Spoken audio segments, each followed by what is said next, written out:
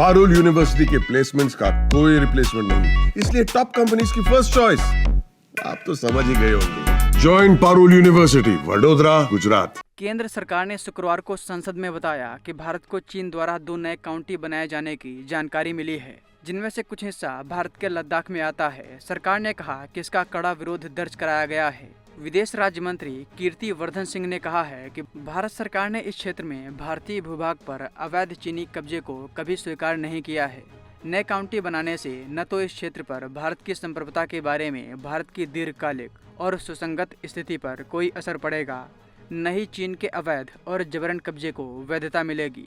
उन्होंने कहा कि सरकार ने राजनयिक माध्यमों से इन घटनाक्रमों पर अपना गंभीर विरोध दर्ज कराया है।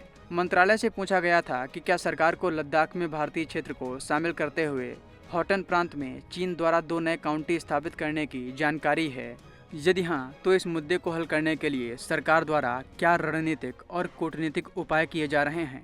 प्रश्न में इन काउंटी के निर्माण के खिलाफ भारत द्वारा दर्ज किए गए विरोध का विवरण और चीन सरकार से प्राप्त प्रतिक्रियाओं के बारे में भी पूछा गया।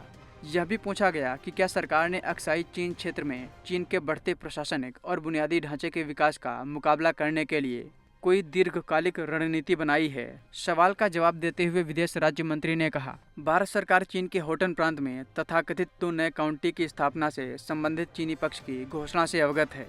इन तथाकथित काउंटी के अधिकार क्षेत्र के कुछ हिस्से भारत के केंद्र शासित प्रदेश लद्दाख में आते हैं। सरकार को यह भी पता है कि चीन सीमावर्ती क्षेत्रों में बुनियादी ढांचे का विकास कर रहा है। राज्य मंत्री ने आगे कहा कि सरकार सीमावर्ती क्षेत्रों के विकास के लिए बुनियादी ढांचे के सुधार पर सावधानी पूर्वक और विशेष ध्यान देती है, ताकि इन क्षेत्रों के आर्थिक विकास को सुविधाजनक बनाया जा सके और साथ ही भारत की रणनीतिक और सुरक्षा आवश्यकताओं को पूरा किया जा सके। पिछले दशक में सीमा बुनियादी ढांचे के लिए बजट आवंटन में वृद्धि हुई है। मंत्री ने कहा कि अकेले सीमा सड़क संगठन यानी BRO ने पिछले दशक की तुलना में 3 गुना अधिक काम किया है। उन्होंने कहा कि सड़क नेटवर्क, पुलों और सुरंगों की संख्या की लंबाई में पहले की तुलना में काफ़ी वृद्धि देखी गई है। इससे स्थानीय आबादी को कनेक्टिविटी प्रदान करने और हमारे सशस्त्र बलों के लिए बेहतर रसद सहायता प्रदान करने में मदद मिली है। मंत्री ने रेखांकित किया कि सरकार भारत की सुरक्षा पर असर डालने वाले सभी घटनाक्रमों पर लगातार नजर रखती है और अपनी संप्रभुता और क्षेत्रीय अखंडता की रक्षा के लिए सभी आवश्यक उपाय करती है। बता दें कि भारत चीन के साथ 3488 किलोमीटर की लंबी सीमा साझा करता है।